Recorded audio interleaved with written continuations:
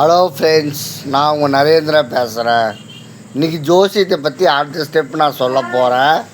அதாவது பார்த்திங்கன்னா, மேசம், ரிஷபம், மிதுனம், கடகம், சிம்மம், கன்னி, துலாம், விருச்சிகம், தனுசு, மகரம், கும்பம், அடுத்தது மீனம்.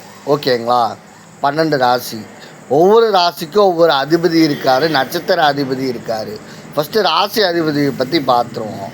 மேச ராசிக்கு செவ்வாய் அதிபதி, ரிஷப ராசிக்கு சுக்கிரன் அதிபதி, மிதுன ராசிக்கு புதன் அதிபதி, கடக ராசிக்கு சந்திரன் அதிபதி, சூரிய ராசிக்கு சிம்ம ராசிக்கு சூரியன் அதிபதி, கன்னி ராசிக்கு புதன் அதிபதி, துலாம் ராசிக்கு சுக்கிரன் அதிபதி.